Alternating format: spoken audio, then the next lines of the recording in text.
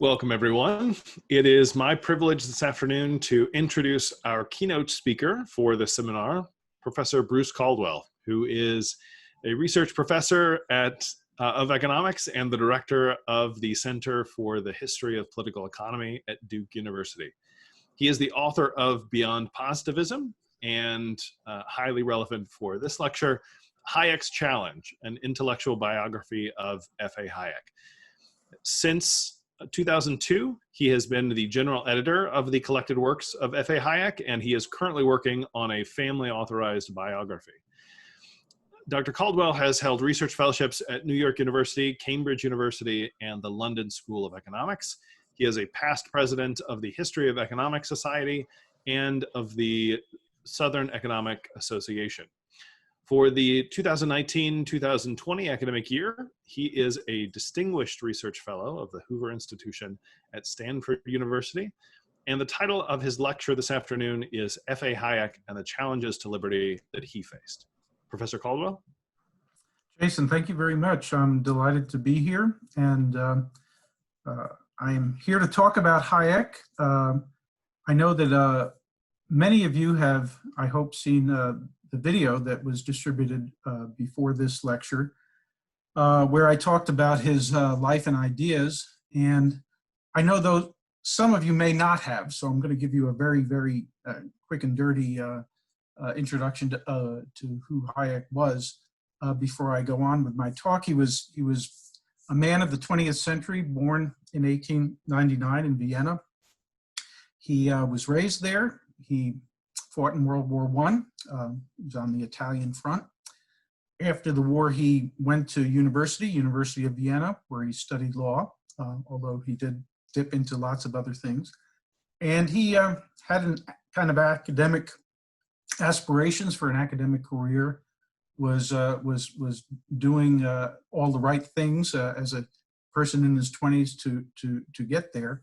But his big break came in 1931 when he went to the London School of Economics, gave some lectures, and ended up getting an invitation for a job. And this is when he really became much more well-known. His initial introduction to the British academic scene was that he wrote a book review, John Maynard Keynes's book, a Treatise on Money, that was critical. Keynes responded, and in the process of the response, criticized Hayek's own book, Prices and Production. So this got a lot of attention. Throughout the 1930s, while he was at the London School of Economics, he was engaging in debates on capital theory with Frank Knight, with socialists of various sorts who were at LSE. He also participated in Lionel Robbins' big seminar called the Grand Seminar at the time, and appropriately so. This was really the place where those of you who are economists, your intermediate price theory, the diagrams and the mathematics were all being developed at that time. So he was part and parcel of that development within economics. During the war, the LSE evacuated to Cambridge.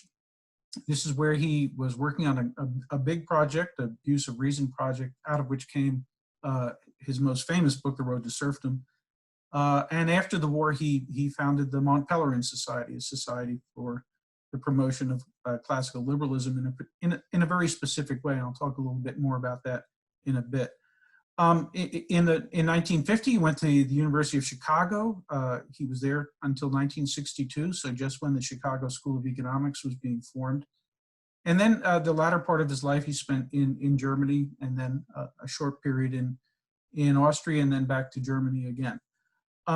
And he got his Nobel Prize in 1974, shared it with Gunnar Myrdal, a socialist from Sweden, socialist economist from Sweden. So that was his life. Those who saw the earlier lecture see he made contributions in economics, various parts of economics, monetary theory, capital theory, critique of socialism. But he also contributed to political philosophy, to social science methodology. He had a book on psychology. So he had lots and lots of contributions, and just kind of a fascinating guy. So what I'm going to do is for the rest of today is to talk about the challenges to liberty that he faced in his own time. And I think the first thing to say is that whatever challenges to liberty people may face today, the times that he grew up in and lived in were really, really challenging. I mean, you know, we've got the Great Recession, but he lived not only through the Great Depression, but through hyperinflation. There was hyperinflation in Austria, as there had been in Germany. We have sometimes had kind of bad relationships with Putin. Well, at the time that he was coming up, they didn't have Putin, they had Stalin. You know, Viktor Orban has sometimes been dubbed a fascist, but they had real fascists. They had Mussolini, they had Hitler.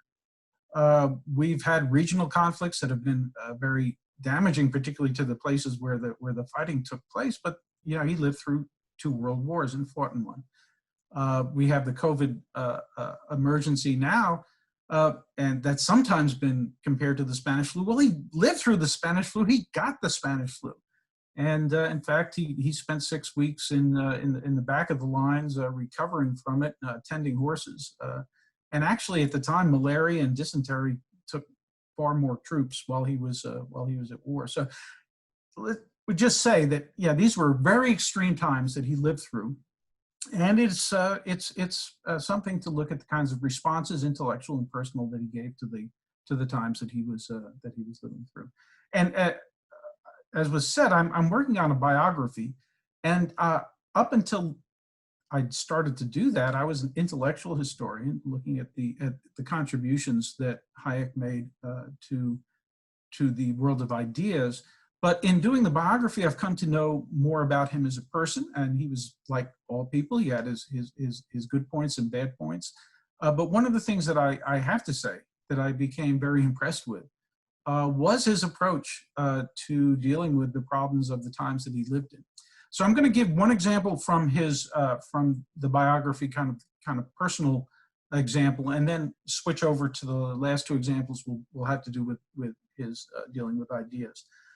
So he grew up in the Austrian-Hungarian Empire, and in the late 1800s, 1880s, and 1890s, there was an expansion of the franchise.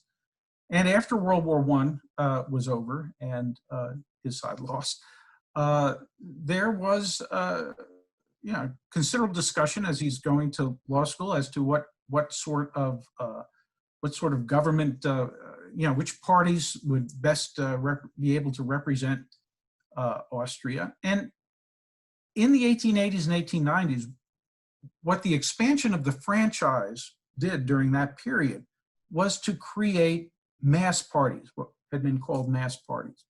And the 3 that had emerged that were vying for power after World War I were somewhat unsavory in retrospect.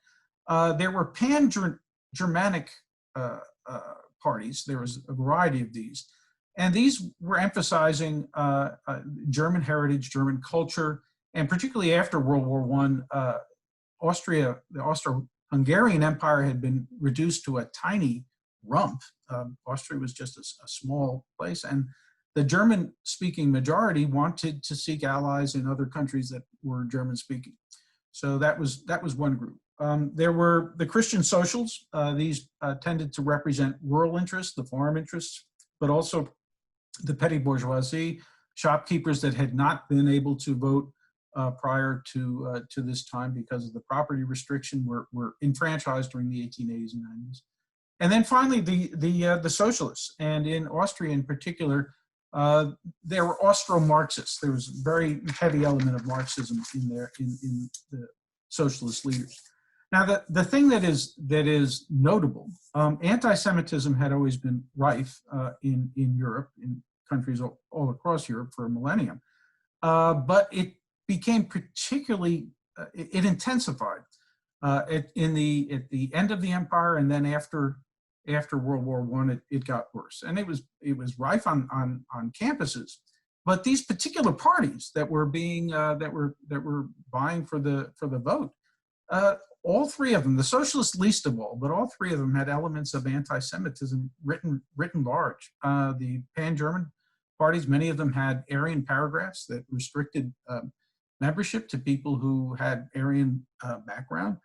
The Christian Socials, kind of Catholic parties, there was both a religious element of anti-Semitism in their advertising and pamphlets, but also one of their major leaders, Karl Lueger, had run explicitly on an anti-Semitic platform and had become mayor of Vienna in 1897. He was blaming Jews for competing with the small shopkeepers that were his constituency. And the socialists were the least bad, but they occasionally would use rhetoric, saying Jews and capitalism, Shylock, they're money lenders, they support capitalism. So Hayek, when he went to college, went to university, had to decide what he thought about all this, and the party that he ended up supporting, and he became friends with a guy named Herbert Firth, who was a lifelong friend of his. He was Jewish ethnically. His family had converted, as many families did during this period, simply to be able to get a job. If you convert to he converted to Lutheranism, it made it easier to find employment. But the two of them supported a very small party whose doctrines were the exact opposite of the three mass parties. They were German, but not anti-Semitic. They embraced German culture and German traditions, but not with the anti-Semitism. There was no religious requirement. They were separation of church and state sort of thing. They supported democracy. In the earlier period, only the socialists were supporting universal adult suffrage, men and women voting. They embraced a universal adult suffrage in their platform. And in terms of economics, there were liberal elements, but there was also social reform elements. But they avoided Marxist socialism. So it was really, if you look at it, you'd say, well, boy, he's embracing liberalism. Well, yeah, this was just the party that he naturally embraced. He didn't know anything about liberalism. It wasn't until he went to New York in 1923 and 24 that he learned about the British liberal tradition. It was what he naturally came to. Now, of course, this party went nowhere. After the elections, it disappeared.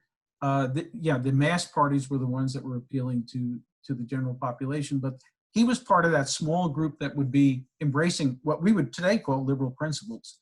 I'll just simply point out that he and Firth did become close friends. The Geistkreis that I mentioned in my earlier lecture, the Mises-Kreis, the circle around von Mises, both of these circles were mostly Jewish, so he was constantly running in mixed circles at a time when they were sometimes closing the university because Jews were getting beaten up and there was riots of all sorts. So it was a horrible environment, but he went his own way. And it becomes all the more poignant when you realize that he also was rejecting his family's values. He grew up in a family that, although it was basically following the society in which he was raised, his father was a medical doctor who was head of an organization that had bylaws that had an Aryan paragraph. His mother would write letters. We went through their letters that had anti-Semitic elements in it. Both of his brothers, because Austria was in such horrible shape during in the interwar period, both of them ended up taking jobs in Germany, and one of them ended up joining the SA and ultimately also the Nazi Party, mostly for pragmatic purposes. He was a medical doctor, and you needed to be affiliated with the party in one way or another in order to maintain your employment. But he was directly opposing not only the culture in which he'd been raised, but his family on what we would call today liberal principles. So I found that extremely impressive. I didn't know any of that stuff until I got into the biography, and it's just an interesting to learn more about him. As I said, he wasn't perfect. He would never have gotten the Father of the Year award, for example. He was or Husband of the Year award. He was dedicated to his work, so not always showing up around the family. but he was impressive in terms of the principles that he stuck to throughout this period and his life. Okay, so let's turn to some of his intellectual contributions and the challenges that he faced. So when he went to England in the early 30s, by 1933, this was the depth of the Great Depression. And it's also a period when Hitler had just come to power in Germany. And the British intelligentsia that he was mixing with had lots of analyses that he thought were incorrect. So although they understood that the Soviet Union was not a free place, there was a lot of respect among the British intelligentsia for the Soviet Union. I mean, you're in the Great Depression, so capitalism wasn't working. Maybe communism is something to try out. And they extolled the solidarity of having everyone working together, which was the way the Soviet Union's propaganda would portray it. There was a great advocacy of, Soviets are using science to get rid of the problem of scarcity. The communism was the way forward, or at least socialism was the way forward. So this was a very attractive argument to a lot of the British intelligentsia. Fascism, on the other hand, and let's talk specifically about Hitler.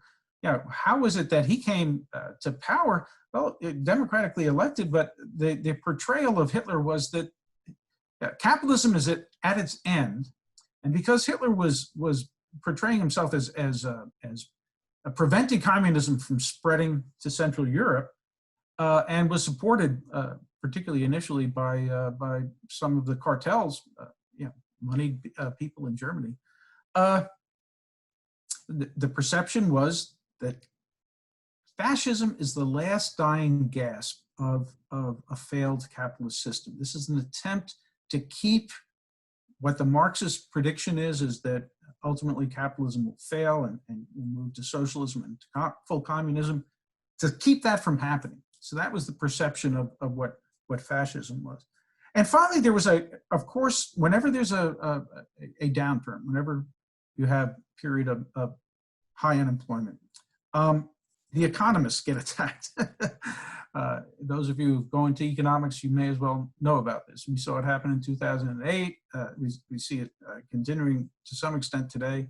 Some of the arguments that take place in the public domain about health versus money. Well, economists must be interested in money. So this sort of argument was being made then, particularly by natural scientists who were viewed as these are smart people. They're on the BBC. They're giving lectures, public lectures, and they're saying, well, what we need is some real science, not this medieval garbage. That was a phrase that was used by Lancelot Hogman, one of these people, that were being taught at places like the London School of Economics. So there's a lot of people using science as a cudgel. And I'm mentioning these things as in this particular way to hopefully spark some thoughts about are there parallels today?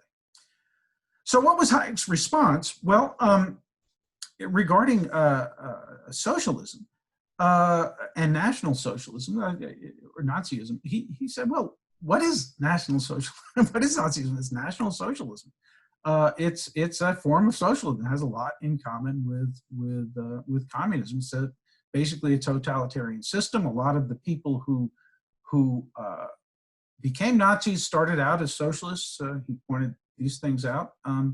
But he was also saying, if you look at the totalitarian systems, they're both hostile. Both are hostile to liberalism and to democracy, essentially. And liberalism and democracy are things that, in Hayek's mind, went hand in hand. The characterization of fascism as a form of capitalism, particularly if you're a proponent of liberalism, of classical liberalism, and view the structure of a market society as one element of a larger set of issues that you're concerned with. He rejected that and argued against that. His response to the natural scientists was to start a large project called the Abuse of Reason Project, where he coined a word called Scientism.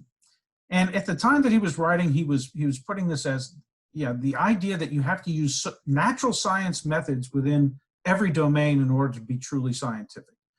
And he was arguing that in the social science domain, you actually have to use different methods, and you end up getting different sorts of results. Prediction is much more difficult. You're dealing with complex phenomena. And he initially distinguished between social sciences and natural sciences, but by the 1950s, the distinction he started to make was between those sciences that study simple phenomena versus complex phenomena. And with complex phenomena, you can just do much less in terms of being able to control the phenomena.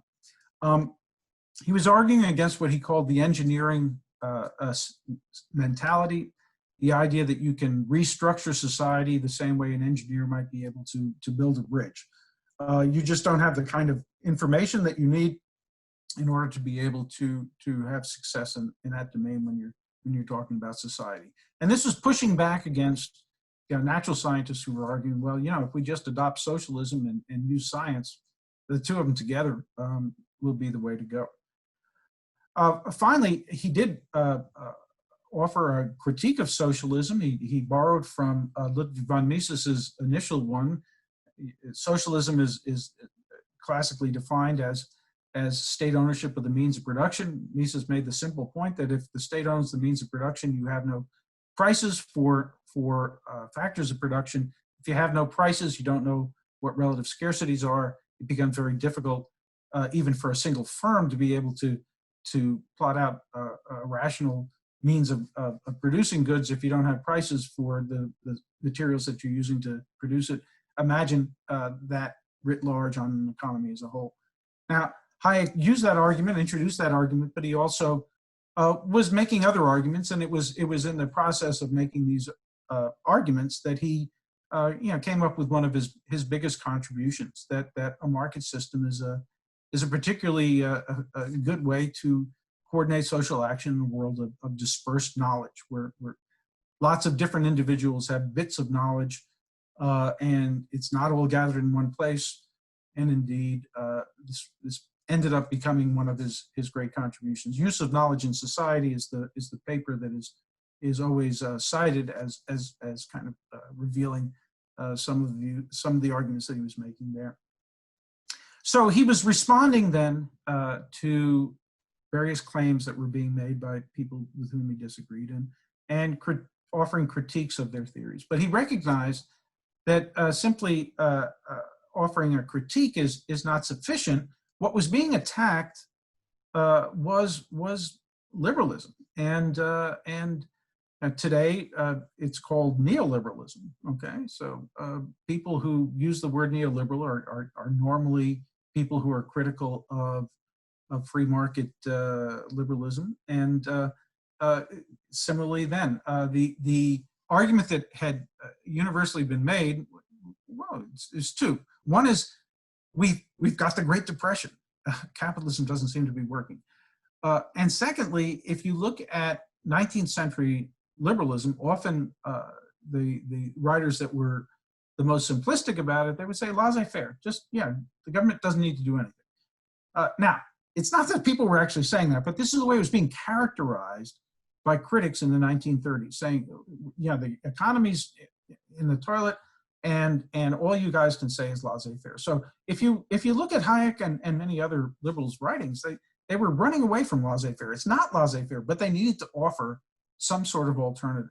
So back before the World War II even started, there was a meeting called the Colloque Lippmann, after Walter Lippmann's book, The Good Society, where the book was translated into French, and there was a meeting held in Paris in 1938, September 1938. And it was a gathering of liberals. And Hayek was instrumental in getting this put together. It was hosted by a guy named Louis Rougier, but Hayek was the person who helped bring the thing off. And there's a transcript of this meeting. And you can see them actively debating what does it mean to talk about liberalism in the 20th century.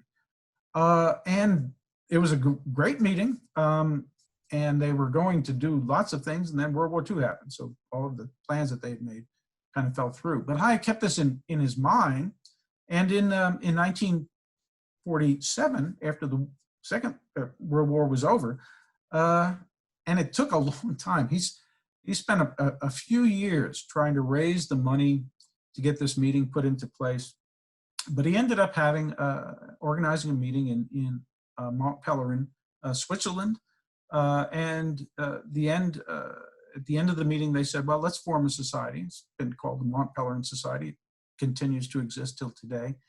A society of classical liberals. And one of the things that Hayek insisted on throughout this period was that it was okay to have lots of disagreement.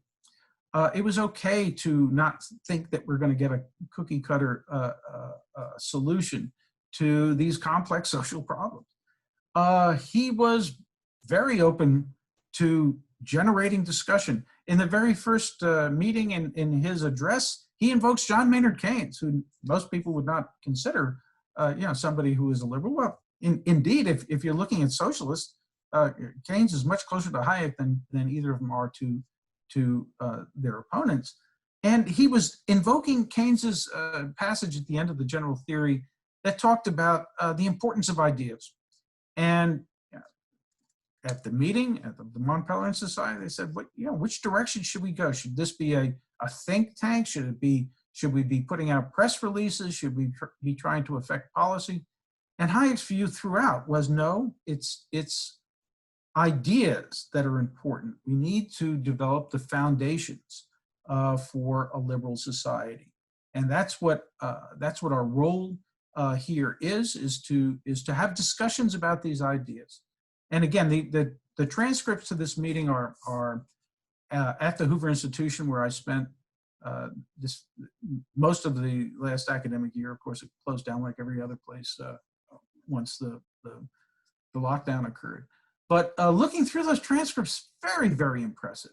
Very impressive to see the arguments that were being made by the various people, that there were back and forths among them. There was no consensus that had been reached except the idea to keep talking. And some of you who may be more into Hayek than others may know his little piece called The Intellectuals and Socialism. It was published in 1949, and it was actually written as a thought piece about what it is that liberals should do. 1949, this is the post-war period. The Keynesian consensus was starting to form. Certainly, the idea of a welfare state was on the march.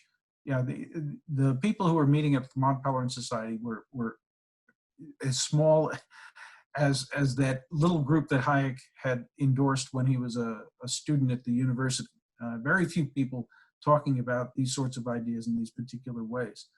And the Intellectuals and Socialism said, well, we need to, even in this environment, focus on the ideas, get things that we feel that we are comfortable supporting and that we think should be attractive to other people in terms of articulating, and that's our mission.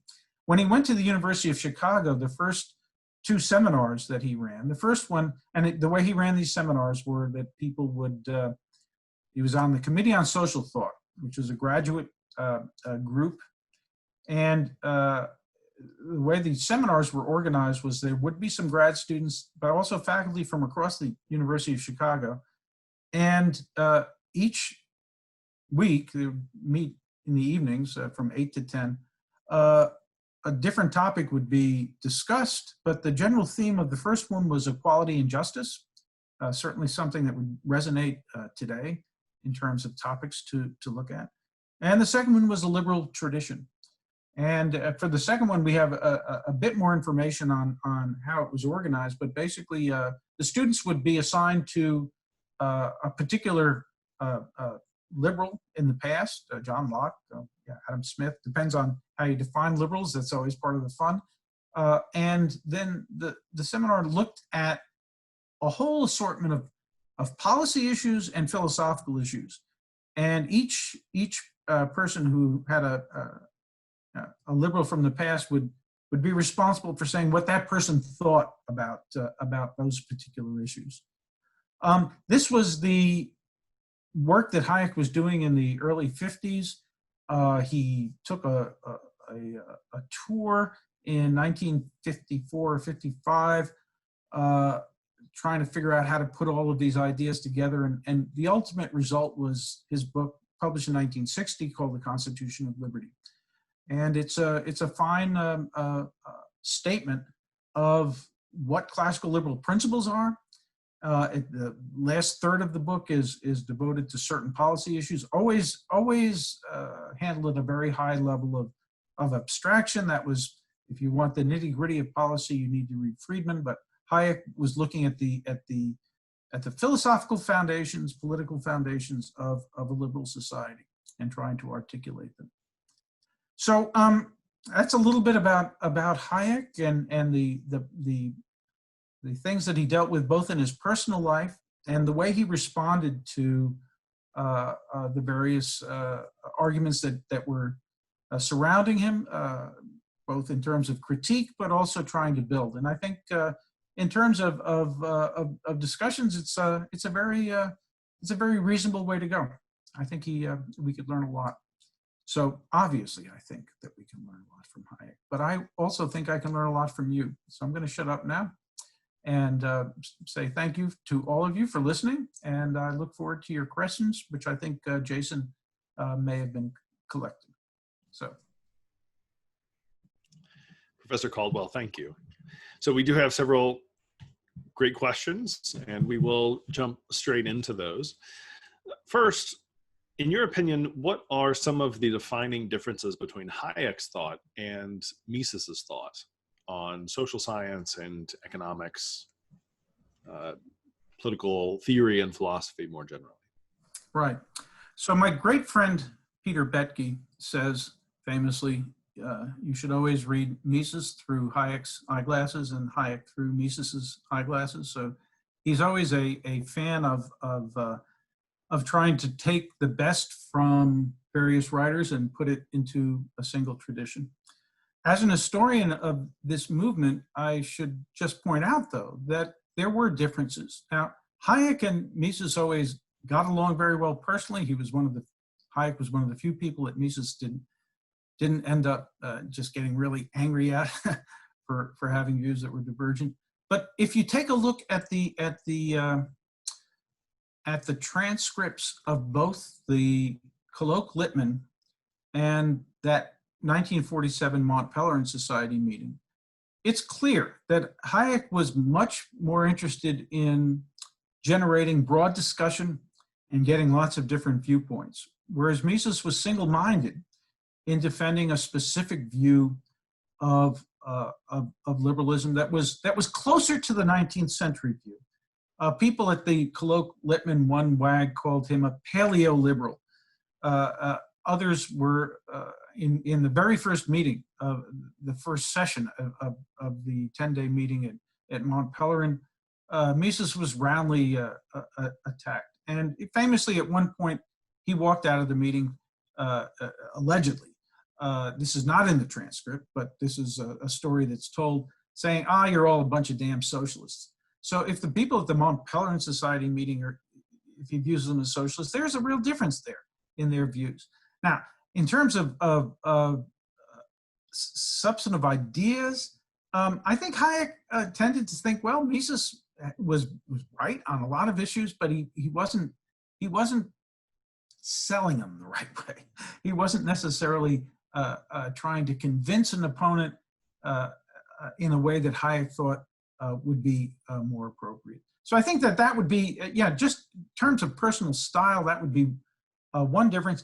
I also, and this gets into the very hoary area of economic methodology. That was the area that I wrote in first. I tend to think that Hayek did not accept Mises's a priorism, and that is a dividing line, I think, in terms of the Austrian camp.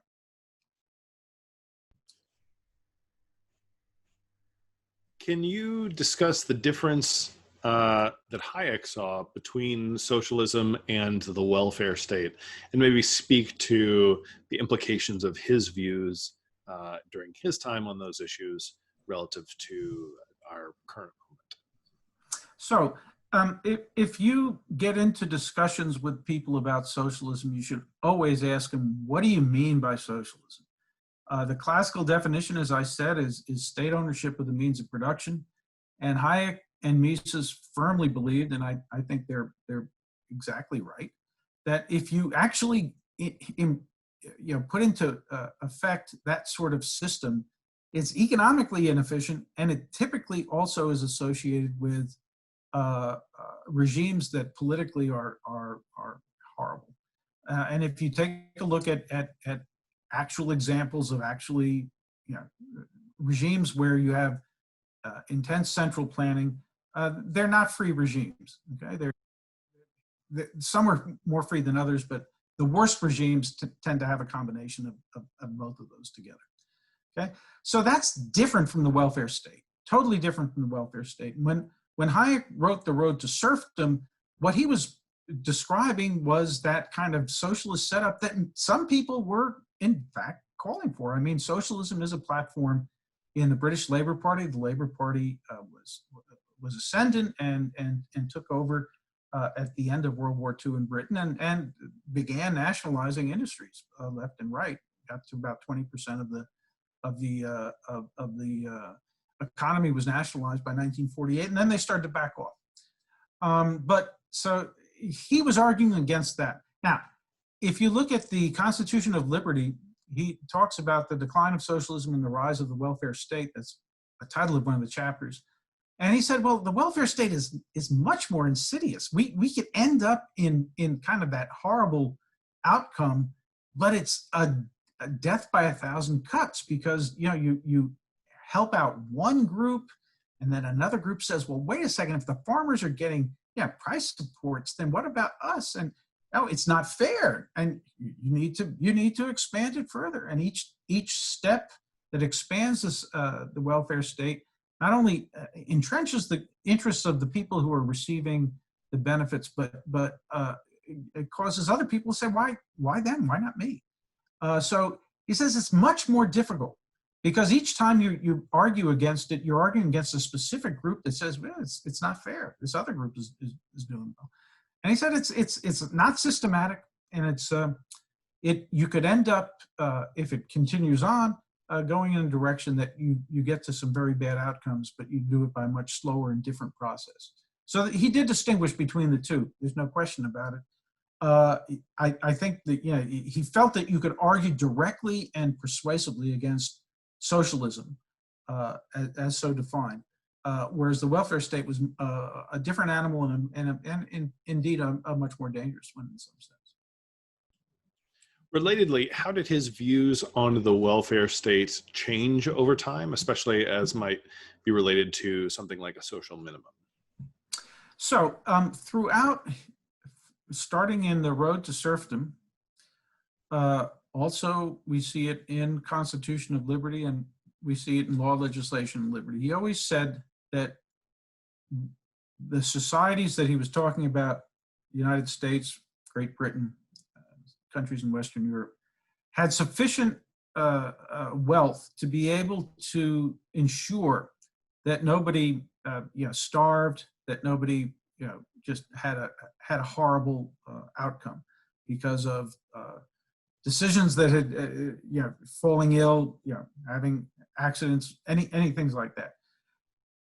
Did he embrace the National Health Service? No, he didn't do that. He was not saying that there are specific examples. In fact, he criticized it in certain places. So that's a claim that's made about Hayek that in fact is not true. But he did say that we're wealthy enough that that there should be some sort of way to take care of people who are at the very bottom. He didn't go into any details about that. And he did, people who favor universal basic incomes have sometimes said, well, if you look at what Hayek said here, it would seem that maybe He embraces that. He never went into details about it. He didn't justify it. So somebody who's an anarcho-libertarian reads this stuff and says, geez, how can he be saying that stuff? Well, he doesn't justify. His view was, as a good society, this is what good societies do. They provide for people who are at the very bottom. Nobody should be in a situation of dire need and not be able to be helped.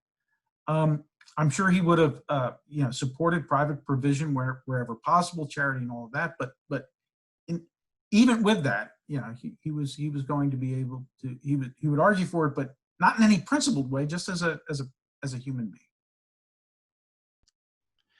How would Hayek view today's international economic organizations like the EU or World Bank? Yeah, that's really hard. That's really hard. So certainly Hayek,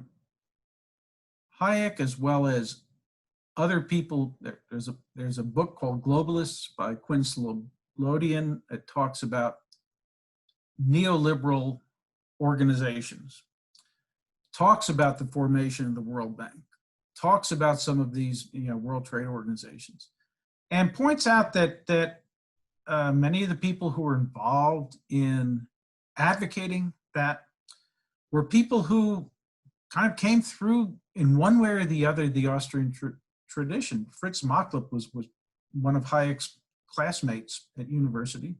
They've known each other since university days, and he's one of the figures. And Slobodian portrays these people. I reviewed the book for Harvard University Press before it was published, and one of the things I said in my review is this is a great book on neoliberalism.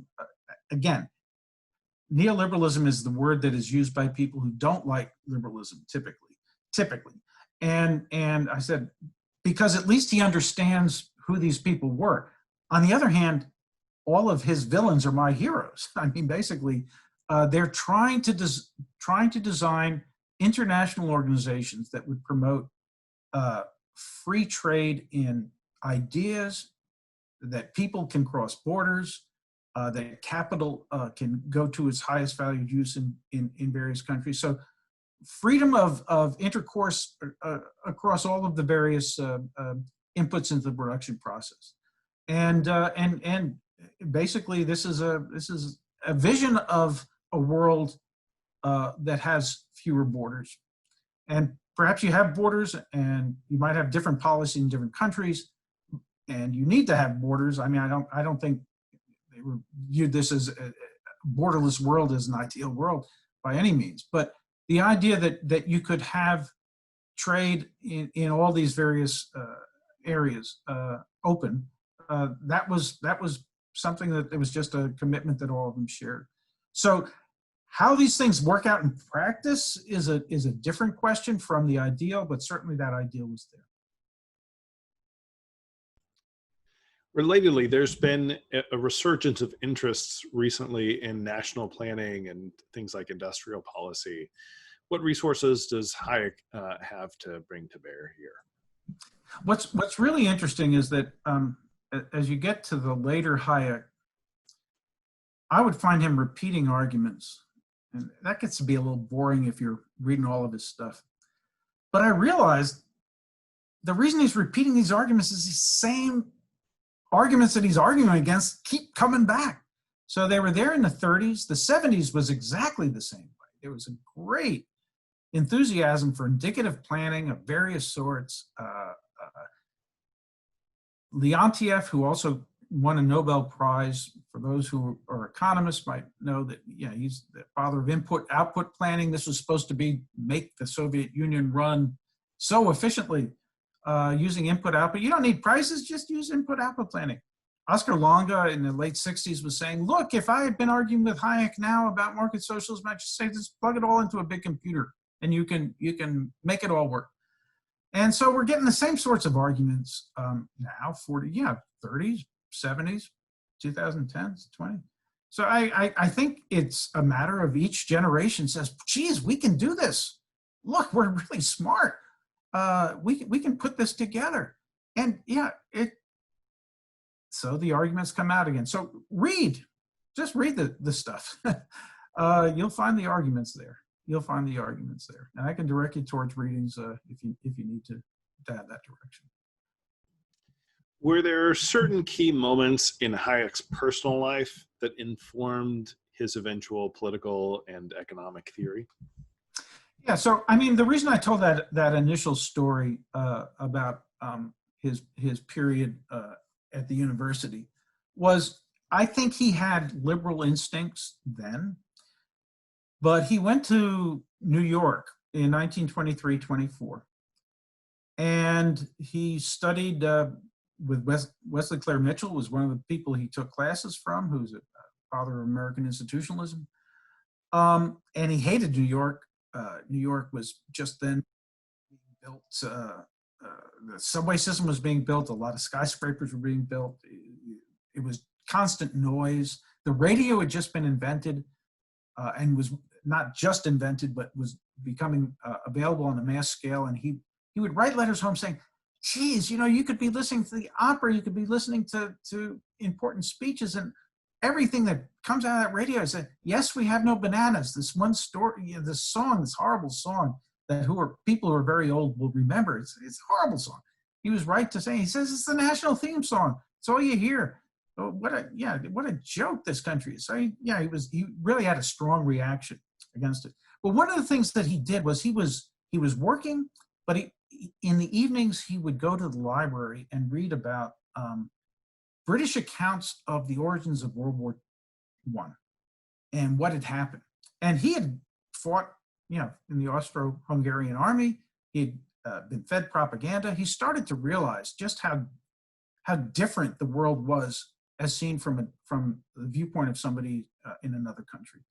And he, in fact, came up with a proposal that he wrote up of having an international newspaper page that would appear in all of the major newspapers around the world, that would gather information from different countries, just realizing that you've got different perspectives that you'd never hear if you're just reading your own country's newspaper.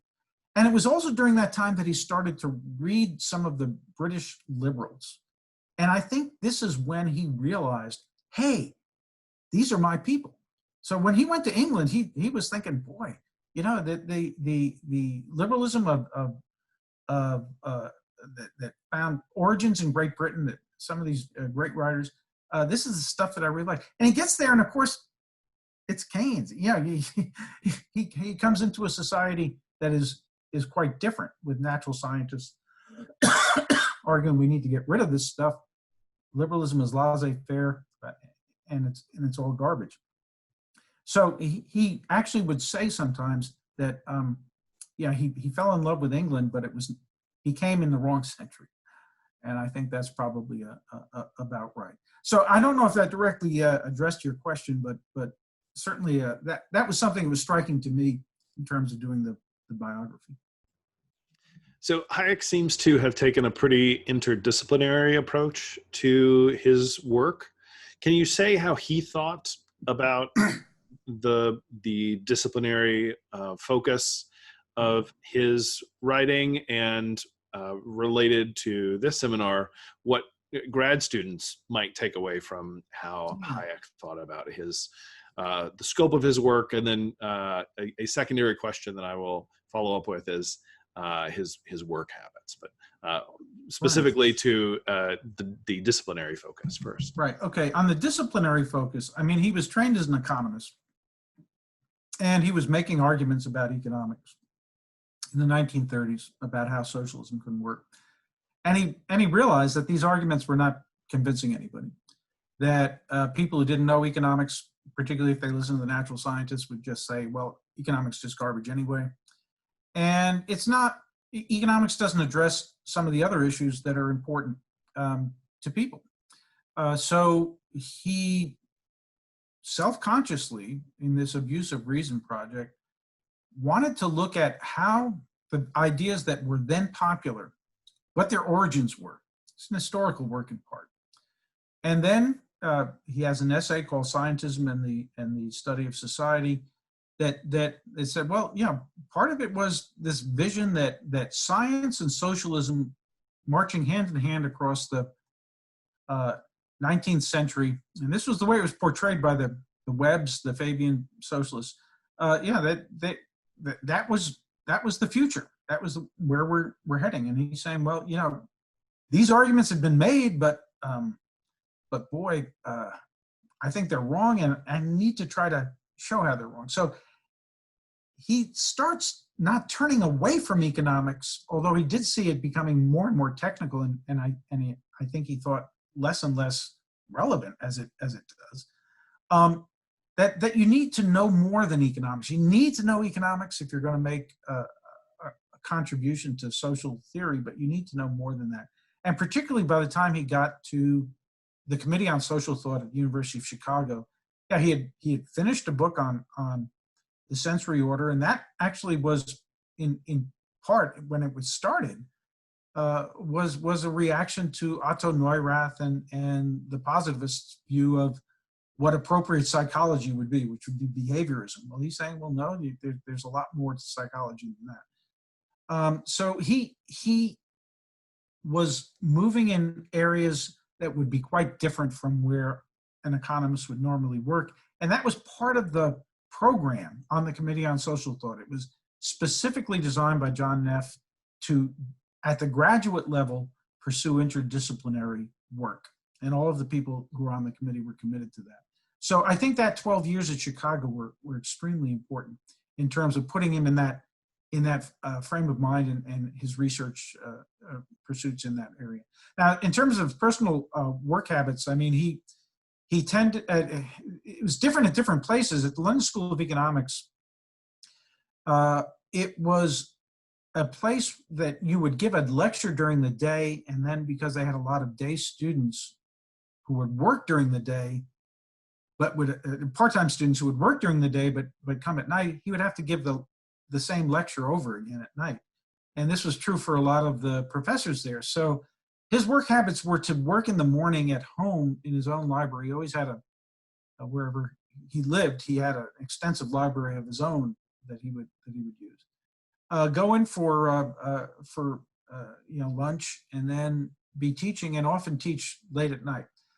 He also would, when he was reading, take notes on 3x5 cards of important passages. And one reason, I'm editor of the Collected Works, and I've done a few of the volumes in the Collected Works, and he's a pain in the butt because he'll write this, he'll have had dinner with some wine and take the bottle of wine back to his study and be writing down this stuff. And even under the best of circumstances, you're gonna transcribe things incorrectly. But I mean, this is back in the days before you had these Google searches where you could find any passage anywhere.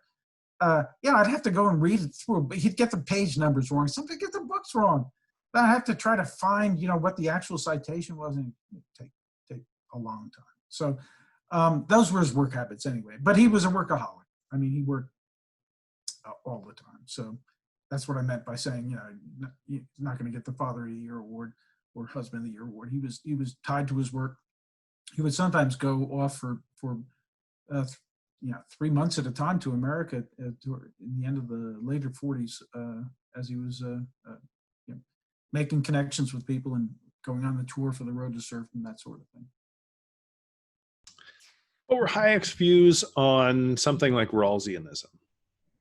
So this is a very interesting question. He read the early Rawls, not Theory of Justice, but one of the early papers, and was pretty enthusiastic about it. It has a little bit of correspondence with Buchanan on that. But he mentions some of it in Law, Legislation, and Liberty, but I think he also has a line there where he says, well, I was writing this stuff before I read the Theory of Justice, or maybe I didn't study the Theory of Justice carefully. So, I mean, I think the idea that you could have a thought experiment where you didn't know where your place in society was. What kind of society would you create if you didn't know what your place in that society was? I think he was very happy with that kind of notion.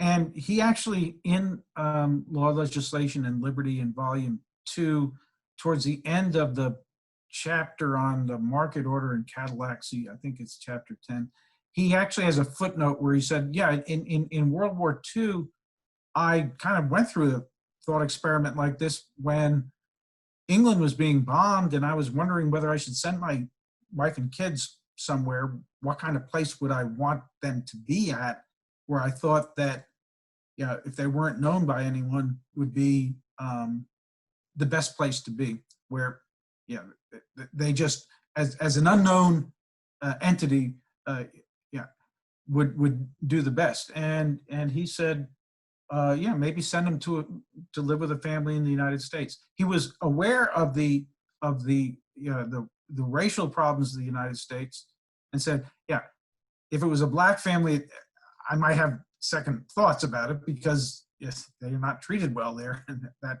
they could end up having a hard time. But if it was a white family, or he didn't go in those specifics, but he did make that caveat. So he was aware of those sorts of problems. Of course, even more so when he was living in Chicago in the 50s, that the United States has a specific history.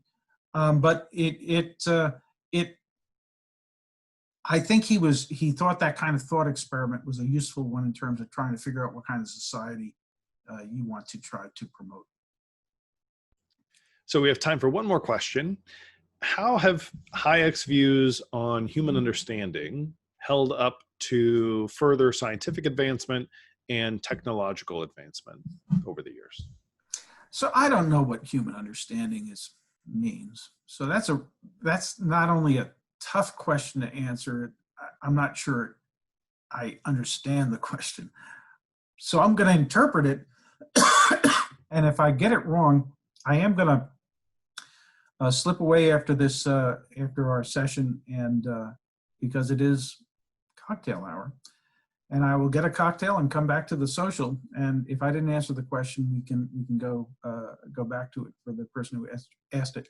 But if it's his scientific work in psychology that you're talking about, it has been praised actually by people who are doing neural network theory, etc., as being quite insightful and quite amazing that he was writing that kind of stuff at a time before you had the imaging sorts of technologies that we've got now that can kind of give some credence to some of the claims that he was making. That in fact, you've got a distributed hierarchical structured network that is in place in the brain, and you could think of the economy as being analogous.